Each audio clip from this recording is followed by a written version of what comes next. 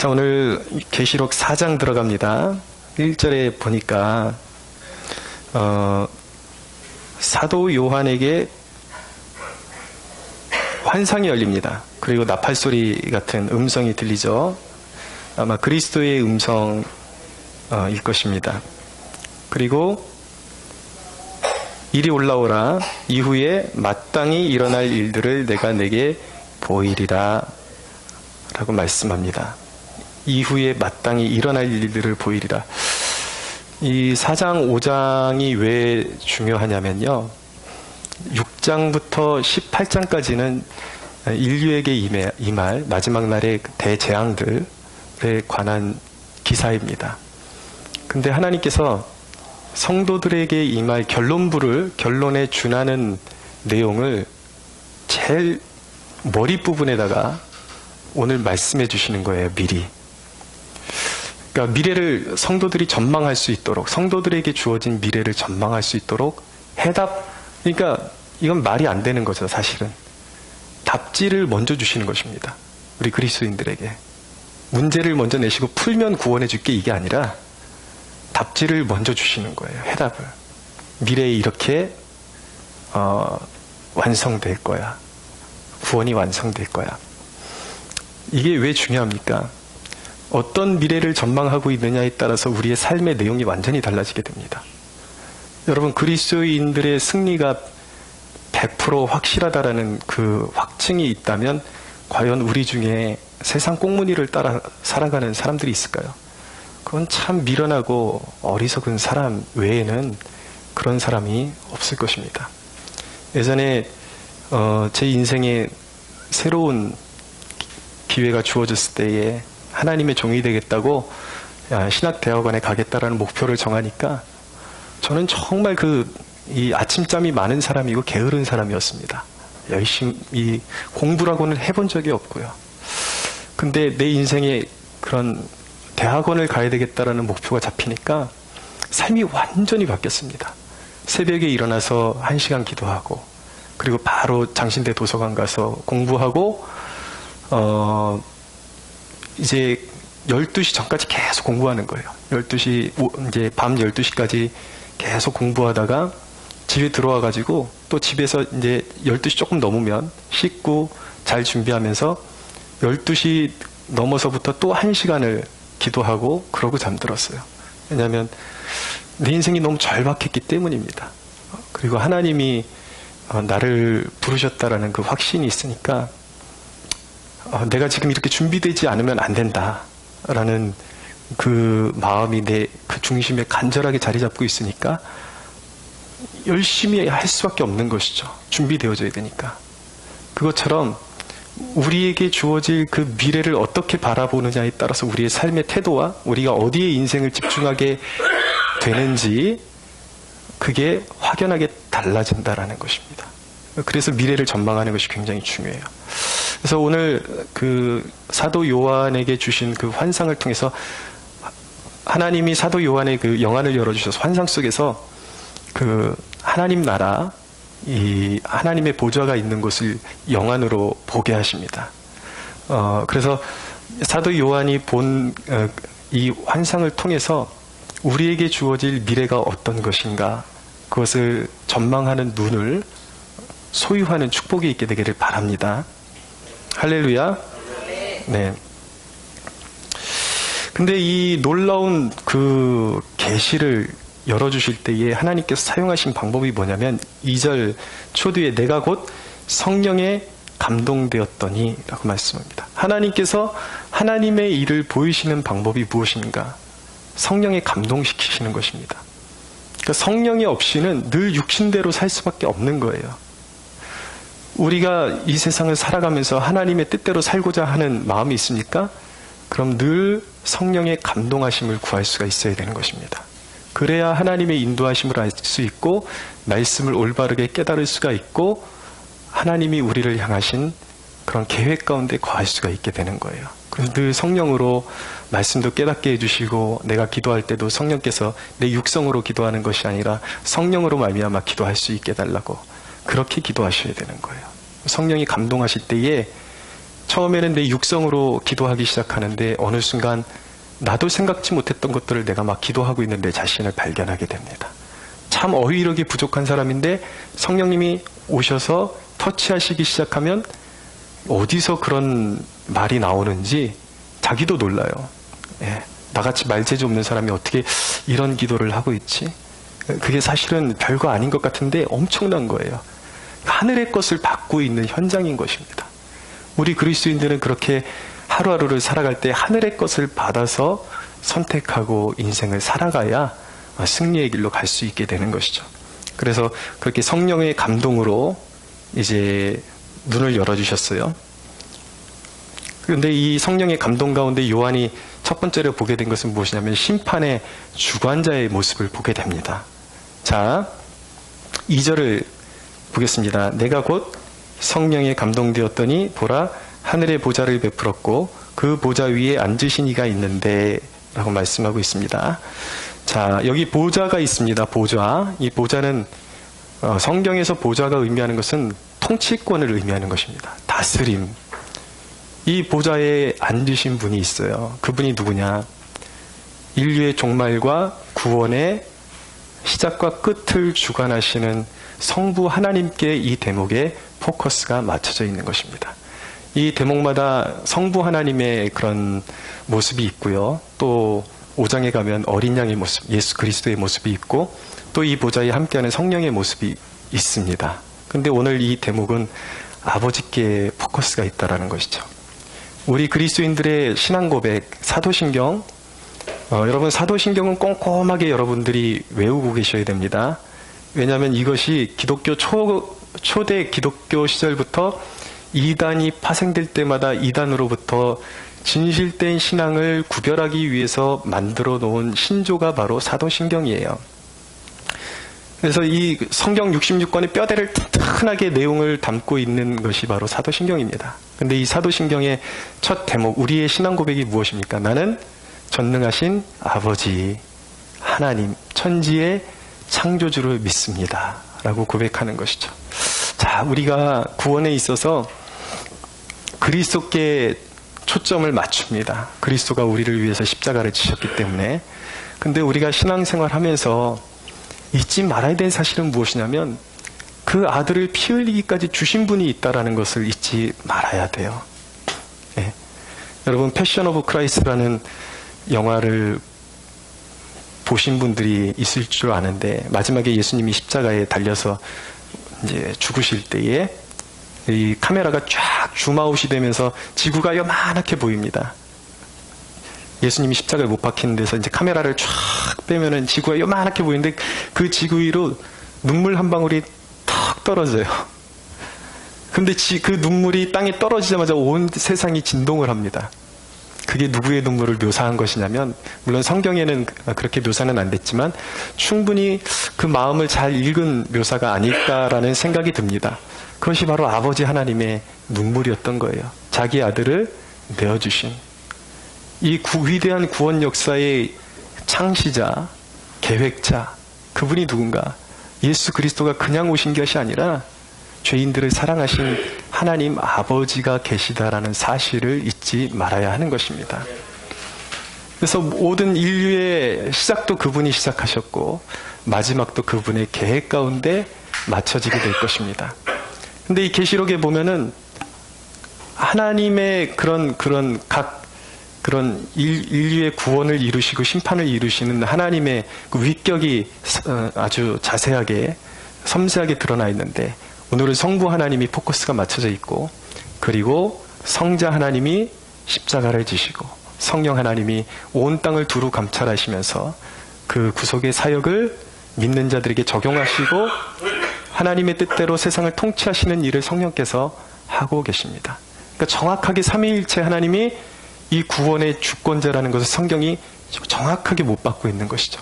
이 말씀이 왜 중요하냐면 오늘날처럼 이단이 난립하는 그러한 시대가 없기 때문에 이 삼위일체에 대한 인식만 우리가 바로잡고 있어도 평생 우리가 절대로 이단에 빠질 일은 없다라는 것입니다.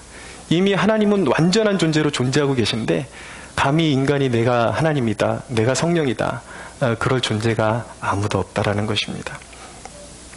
두 번째 요한이 목도한 것은 무엇이냐면 바로 성도들의 영광입니다. 하늘에 있는 성도들의 영광. 4절을 보십시오. 또 보좌에 둘려 24보좌들이 있고 그 보좌들 위에 24장로들이 흰옷을 입고 머리에 금관을 쓰고 앉았더라 라고 말씀하고 있습니다. 자, 이 4절을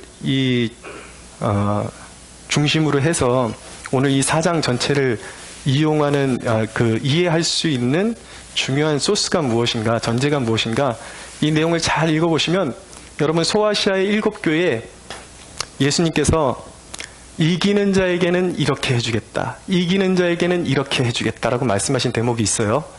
그것이 굉장히 집약적이고 가시적으로 어떻게 이루어질 것인지를 묘사하고 있는 장이 4장이라는 것을 염두에 두시고 보시면 4장이 이해하기가 훨씬 수월해집니다.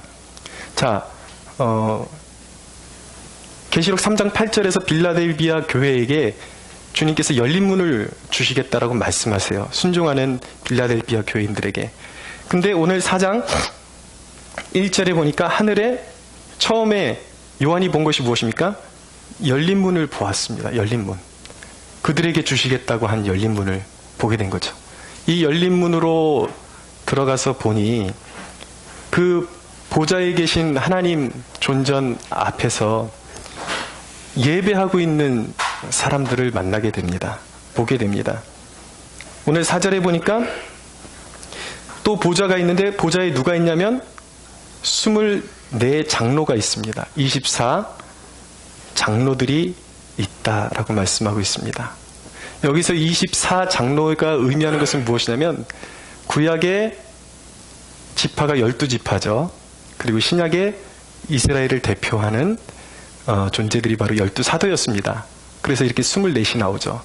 그러니까 24장로라는 것은 무엇을 의미하는 것이냐면 구약과 신약 시대를 통틀어서 예수 그리스도의 이름 안에서 참으로 성도된 구원받은 백성들의 대표를 말할 때에 24장로다. 상징적인 그런 수인 것이죠.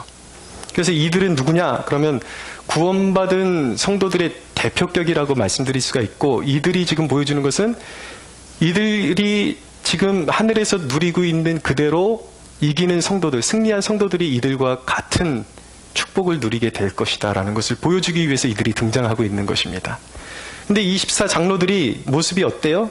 하나는 그들이 보좌에 앉아 있습니다. 보좌는 뭐 하는 곳이라고요? 통치하고 다스리는 곳이에요. 네, 다스리는 곳. 그리고 이들은 흰옷을 입고 있습니다. 그리고 금관을 쓰고 있습니다. 자, 여러분들이 시간이 되시면 소아시아 7교회에 이기는 자들에게 허락하신 약속을 되짚어보면 여기서 다 성취되고 있다는 것을 알게 됩니다.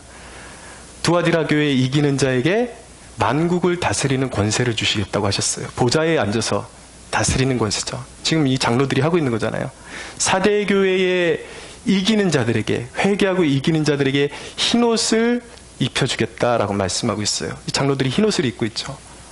그리고 라오디게아 교회의 교회들이 너희들이 회개하고 온전한 신앙을 가지고 회개하고 이기면 나의 보좌에 함께 앉게 해주겠다라고 말씀하고 있는 거예요.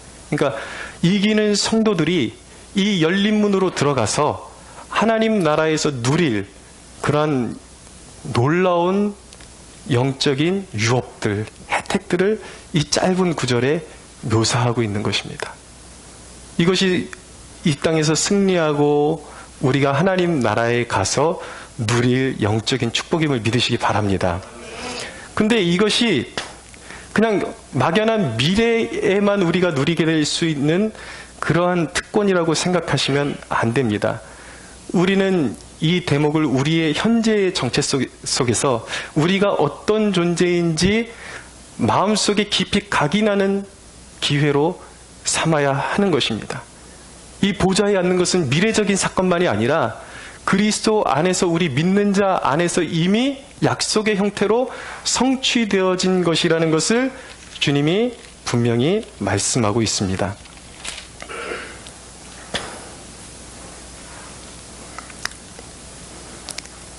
에베소 2장 4절부터 좀 읽어드리면 이렇게 말씀합니다. 긍휼이 풍성하신 하나님이 우리를 사랑하신 그 큰 사랑을 인하여 허물로 죽은 우리를 그리스도와 함께 살리셨다. 죽은 우리를 이미 살리셨습니다. 할렐루야. 예, 주의 깊게 들으시면서 따라오십시오. 너희는 은혜로 구원을 받은 것이라 또 함께 일으키사 그리스도 예수 안에서 함께 하늘에 앉히시니. 지금 그 내용이 그대로 나오고 있잖아요. 이는 그리스도 예수 안에서 우리에게 자비하심으로써 그 은혜의 지극히 풍성함을 오는 여러 세대에 나타나려 하심이라 라고 말씀하고 있습니다. 우리가 예수님께서 분명히 말씀하셨습니다. 나를 믿는 자는 죽어도 살 것이다. 그리고 너희는 사망에서 생명으로 옮겼느니라. 할렐루야. 이게 지금 우리 안에서 영적으로 이루어진 일이에요. 우리의 정체성은 무엇인가?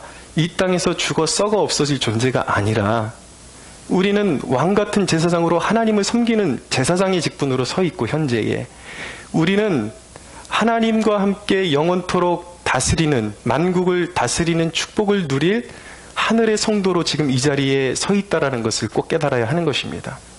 그것이 영적인 축복이에요. 이것이 우리가 획득해 놓은 그런 우리의 신분이란 말이에요. 그럼 우리가 하늘의 시민권을 가진 자들이요, 하늘의 성도로서 부름받은 사람들이요, 우리가 이런 위대한 축복을 소유하고 있다는 것을 누리는 사람들이 세상의 하찮은 것들을 추구하며 살아갈 리가 있겠습니까? 여러분, 우리가 어떤 태도로 이 세상을 살아가는 것이 합당하고 무엇을 추구하며 살아가는 것이 합당한지 말씀드리지만, 기독교의 역사는 먼저 내가 받은 것이 무엇인지를 확인하고 그 신분답게, 그 정체성답게 나를 끌어올리고 나를 그렇게 살게끔 만들어가는 것이 기독교인 것입니다. 그러니까 우리에게 주어진 것들이 막연하다고 생각하지 마세요. 우리는 이미 예수 그리스도 안에서 하늘의 보좌에 앉아있는 사람들입니다. 믿으십시오. 그것을 이김을 통해서 쟁취해내는 거예요.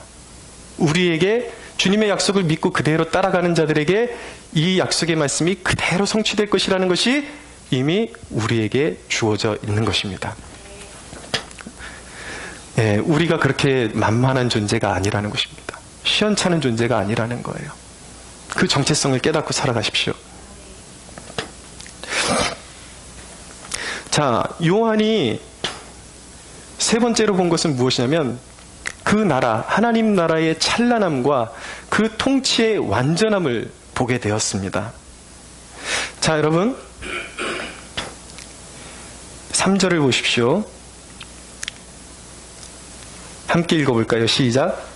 앉으신 이의 모양이 벽옥과 홍보석 같고 또 무지개가 있어 보좌에 둘렀는데 그 모양이 녹보석 같더라. 아멘. 자, 이 지금 설명이 하나님 아버지의 모습을 표현한 것입니다.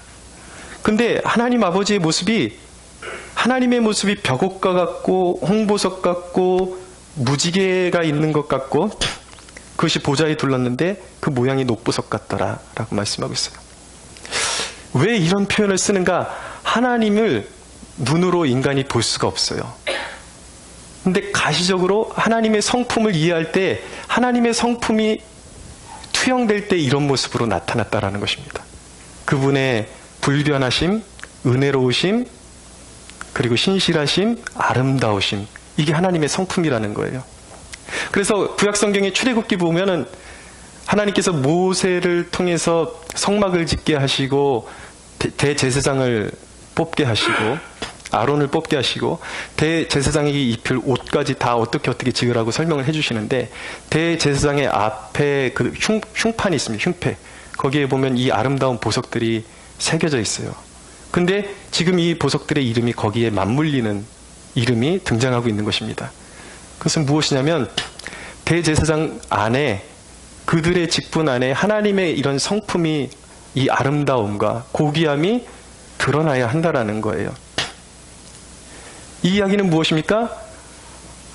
우리는 하나님의, 예수 믿는 자들은 하나님의 성품으로, 하나님의 형상으로 지어진 자들입니다. 믿으십시오. 그렇기 때문에 하나님은 우리 안에서 하나님의 성품이 투영되기를 원하십니다. 그 아름다움이.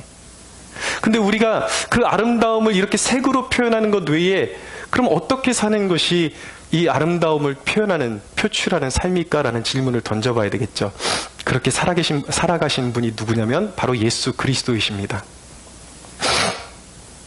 예수 그리스도는 하나님 아버지의 투영이에요.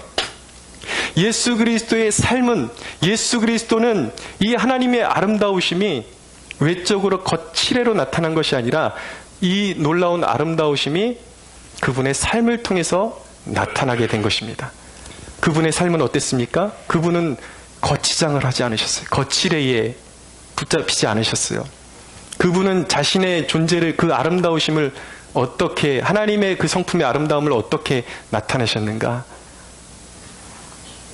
스스로를 치장하지 않으시고, 그분의 말씀은 진실하셨습니다. 그리고 그분은 불의를 기뻐하지 않으셨습니다. 불의를 거부하셨어요. 그리고 그분은 한없는 자비와 사랑으로 사람들을 안아주시고 그리고 섬겨주셨습니다. 이것이 바로 이 하나님의 성품의 투영이라는 것이죠. 여러분, 하나님이 우리에게 원하시는 것은 무엇이냐면 우리의 겉이 치장되는 것을 원하시는 것이 아니라 우리의 속사람이 아름다워지기를 원하시는 것입니다. 우리가 겉으로 살아가는 모습은 우리의 속사람이 투영되는 거예요. 저 사람이 어떤 사람인지 알려면 그 사람의 내면 속에 무엇이 있는지를 알려면 그 사람의 언어와 삶의 방식을 보면 되는 것입니다. 분노가 그 중심에 있는 사람들은 욕설을 쉽게 내뱉습니다. 시기가 많은 사람들은요, 시기심으로 가득 찬 사람들은 남의 험담을 많이 합니다. 그리고 이런 거칠애가, 사치가 많은 사람들은 외면적으로 자기를 치장하는 일에 굉장히 힘을 씁니다. 근데 이것은 하나님이 원하시는 하나님의 자녀다운 그런 성품이 아니라는 것이죠. 하나님의 자녀다운 성품은 무엇인 것입니까? 그리스도의 삶의 모습이 우리의 삶을 통해서 투영되기를 원하시는 것입니다. 사랑하는 여러분, 하나님은 진실하십니다. 할렐루야. 하나님은 아름다우세요. 그리스도로 말미암아 우리에게 주어진 새로운 생명이 우리 안에 있습니다. 그 속사람을 따라서 우리의 삶 가운데 하나님의 아름다운 성품이 드러나게 되는 축복이 있게 되기를 축원합니다. 6절을 보십시오. 그 나라는 어떤 나라인가? 보좌 앞에 수정과 같은 유리바다가 있고 라고 말씀하고 있어요. 수정과 같은 유리바다, 영원하고 너무나도 찬란하고 아름답고 영광스러운 모습이 바로 하나님 나라의 모습이라는 것입니다. 천상의 모습이라는 것이죠. 근데 그 나라에서 통치의 역할을 감당하시는 분이 바로 하나님이신데 5절을 보십시오. 보좌로부터 번개와 음성과 우레소리가 나고 보좌 앞에 켠 등불 7이 있으니 이는 하나님의 7 영이라. 처음에 요한계시록 서두에 시작할 때 말씀드린 것처럼 여기 등불 7 그리고 하나님의 7 영이 의미하는 것은 무엇인가? 바로 성령의 완전하신 사역을 의미하는 것입니다. 그분이 교회를 통치하시고 감찰하십니다. 교회의 상태를 다스리시고 온 세계를 감찰하시면서 통치하시는 분이 바로 성령 하나님이십니다. 6절을 보세요. 중반 이에 보면 그 보좌 주위에 4 생물이 있는데 앞뒤에 눈들이 가득하더라. 그 첫째 생물은 사자 같고 그 둘째 생물은 송아지 같고 그 셋째 생물은 얼굴이 사람 같고 그 넷째 생물은 날아가는 독수리 같은데 4 생물은 각각 6 날개를 가졌고 그 안과 주위에는 눈들이 가득하더라. 그들이 밤낮 쉬지 않고 이르기를 거룩하다 거룩하다 거룩하다 주 하나님 곧 전능하신 이여 전에도 계셨고 이제도 계시고 장차 오실이라 라고 이렇게 말씀하고 있습니다. 여기 특이한 생물이 나오죠. 이 4 생물, 이 에스겔서에도 나오는 약간 묘사가 좀 다르긴 한데 동일한 생물을 묘사하고 있습니다. 주로 학자들이, 공신력 있는 학자들이 해석할 때에 이 4 생물을 어떤 존재로 해석하고 있냐면 천상의 천사와 같은 그런 존재로 해석을 합니다. 그래서 미국의 트리니티 신학대학의 교수이신 갑자기 이름이 생각이 안 나네요. 예, 그레이트 오즈번이라는 분이 있습니다. 오즈번이라는 분. 이분이 말씀하시기를 이 천상의 존재는 바로 천사와 같은 존재인데 하나님의 통치를 보좌하는 중심에 있는 그러한 피조물이다라고 이야기하고 있습니다. 그는 이 천상의 존재는 천사들의 존재 가운데 서열에서 가장 으뜸에 있는 존재라고 그렇게 이야기하고 있습니다. 그리고 또 한 가지 특징은 무엇이냐면 이들이 바로 하나님의 통치를 보좌해서 천상의 예배를 주관하고 그리고 이 땅의 심판을 주관하는 일에 하나님을 보좌하는 역할을 감당하고 있다라는 것입니다. 근데 이들의 이 천상의 존재에 우리가 주의해야 될 점은 무엇이냐면 이들에게 8절을 보십시오. 각각 6날개를 가졌는데 그 안에 눈들이 가득하더라. 눈이 많아요. 이것은 무엇을 말씀하는 것이냐면 아주 예리한 통찰력을 가지고 이 내생물이 하는 일은 무엇이냐면 이 하나님의 피조물의 세계의 모든 동태를 살피며 하나님께 보고하고 하나님이 통치하시는 데 보좌하는 역할을 감당하는 것입니다. 예리한 통찰력을 가지고 하나님의 통치를 보좌하는 존재의 역할을 수행하고 있는 존재라는 것이죠. 그러니까 성령께서 온 세계를 감찰하십니다. 교회를 감찰하십니다. 그리고 이 천상적인 존재가 함께 예리하고 빈틈이 없는 통찰력을 가지고 하나님의 통치에 일조하고 있는 것입니다. 이것이 의미하는 것은 무엇이냐면 하나님의 통치는 완전하며 빈틈이 없다라는 것입니다. 할렐루야. 그분에게는 실수가 없으십니다. 여러분, 악인들이 아무리 암실에서 어떤 음모를 짜도 하나님은 그것을 꿰뚫고 계십니다. 그분의 눈을 피해갈 수가 없어요. 그분의 신복들, 그분의 천사들은 눈이 너무나도 많아요. 피해갈 수가 없는 거예요. 그들은 악인들의 음모를 알아요. 그리고 하나님은 하나님의 백성들이 어려움 중에 고군분투하며 믿음을 지키고 있다라는 사실도 하나님은 알고 계십니다. 할렐루야. 근데 중요한 것은 무엇이냐면 이들이 밤낮 쉬지 않고 하나님을 예배하면서 그 일을 수행하고 있다라는 거예요. 그것이 무엇입니까? 하나님이 성도를 돌보는 일은 밤이나 낮이나 그분은 불꽃 같은 눈을 뜨시고 눈동자로 하나님의 백성들을 지키시고 잠들지 않으세요. 우리가 어떤 어려움을 겪고 있는지, 어떤 상태에서 어려움을 겪고 있으면서도 믿음을 배반치 않고 믿음의 길로 선택하고 걸어가고 있는지 하나님은 알고 계십니다. 하나님은 우리를 지키고 보호하십니다. 할렐루야.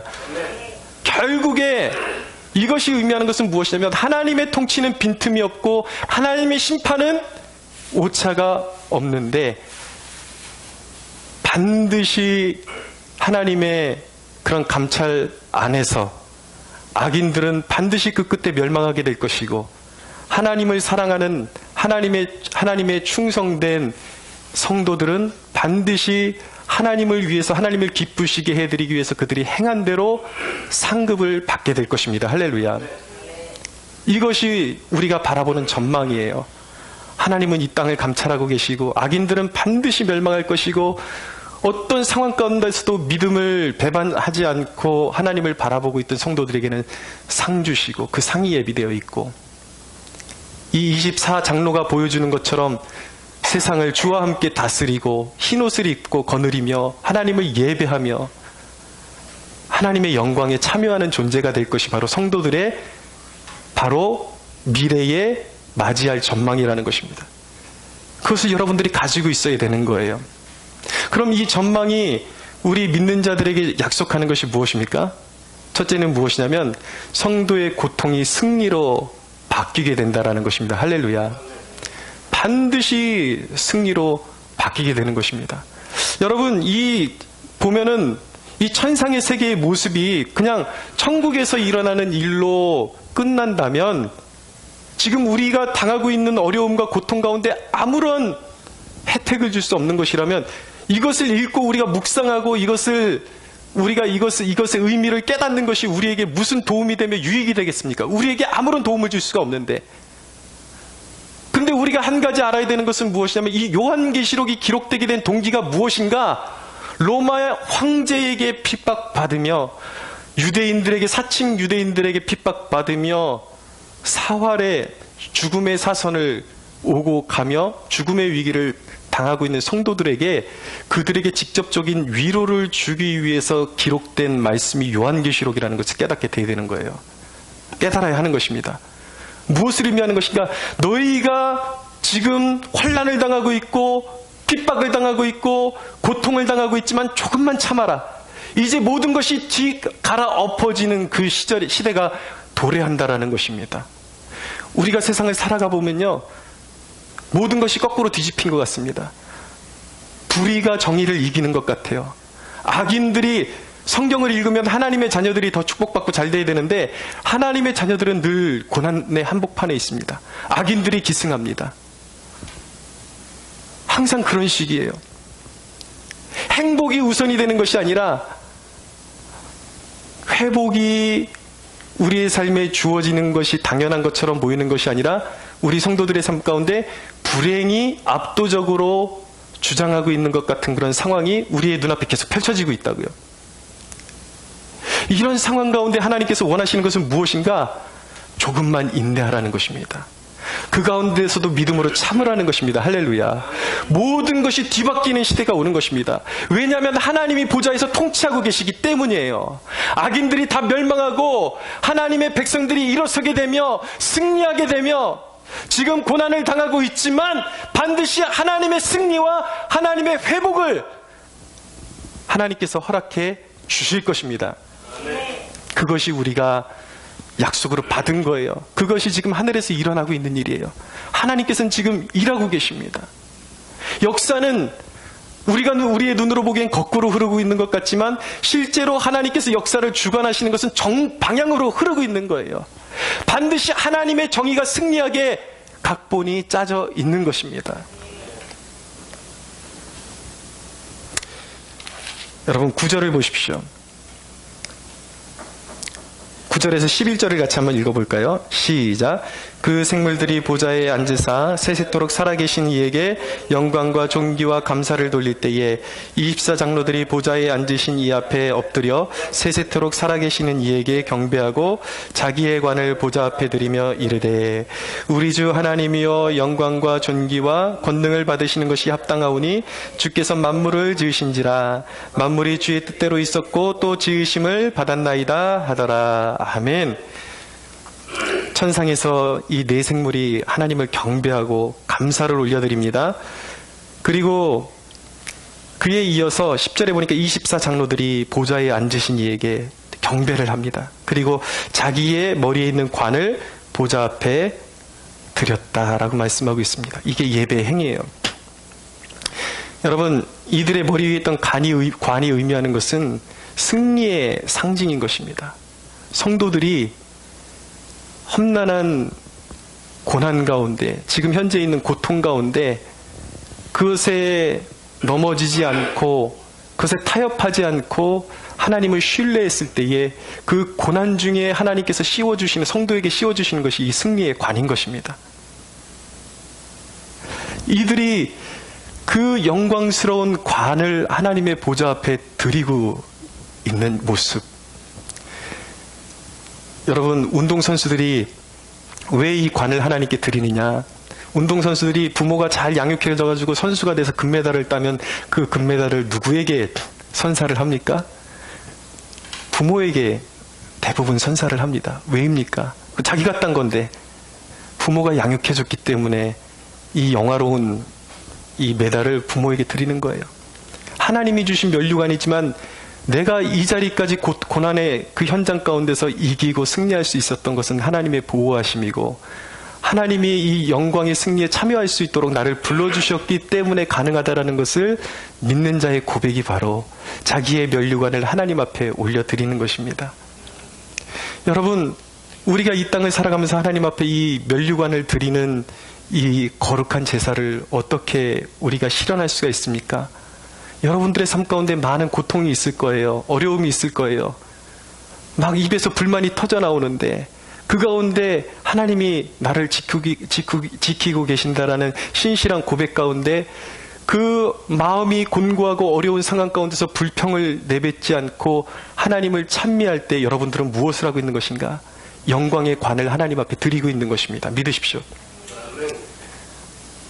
바울과 실라가 빌립보를 전도하다가 감옥에 갇혀서 깊은 옥에 갇혔을 때 그들이 하는 일이 무엇이었습니까? 한 일이 무엇이었습니까?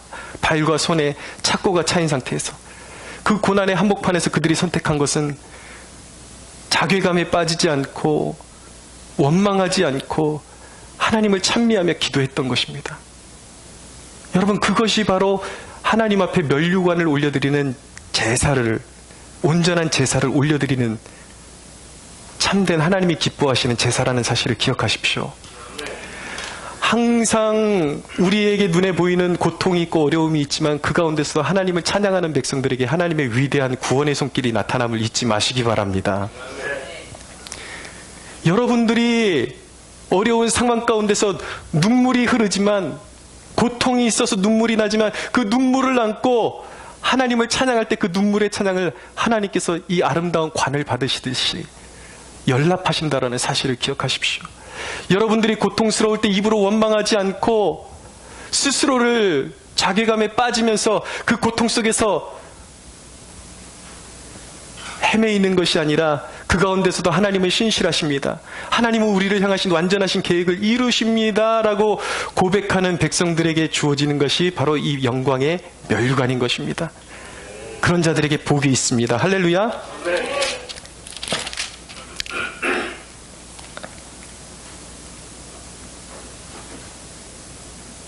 베드로전서 4장 12절 이하에는 말씀합니다. 사랑하는 자들아, 너희를 연단하려고 오는 불시험을 이상한 일 당하는 것 같이 이상히 여기지 말고 오히려 너희가 그리스도의 고난에 참여하는 것으로 즐거워하라. 이는 그의 영광을 나타나실 때에 너희로 즐거워하고 기뻐하게 하려 함이라.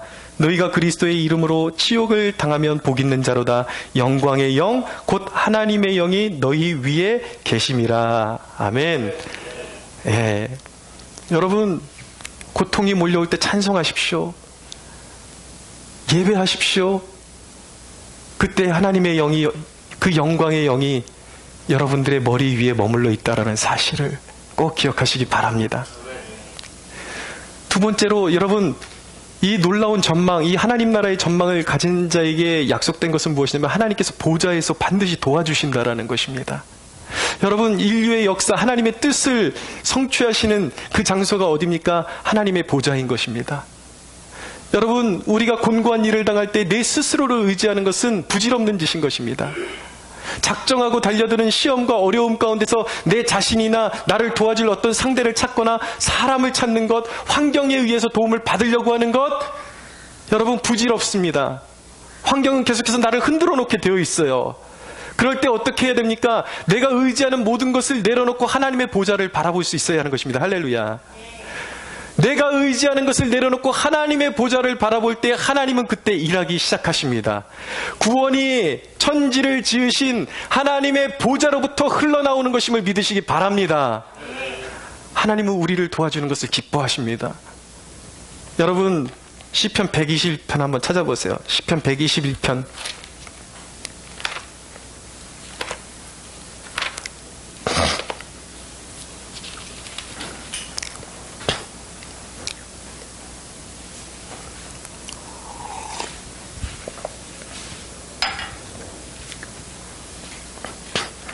(121편) 또박또박 같이 한번 읽어보겠습니다. 시작. 내가 산을 향하여 눈을 들리라. 나의 도움이 어디서 올까? 나의 도움은 천지를 지으신 여호와에게서로다. 여호와께서 너를 실족하지 아니하게 하시며 너를 지키시는 이가 졸지도 아니하시리로다. 이스라엘을 지키시는 이는 졸지도 아니하시고 주무시지도 아니하시리로다. 여호와는 너를 지키시는 이시라. 여호와께서 내 오른쪽에서 내 그늘이 되시나니 낮의 해가 너를 상하게 하지 아니하며 밤의 달도 너를 해치지 아니하리로다. 여호와께서 너를 지켜 모든 환난을 면하게 하시며 또 내 영혼을 지키시리로다. 여호와께서 너의 출입을 지금부터 영혼까지 지키시리로다. 할렐루야. 할렐루야.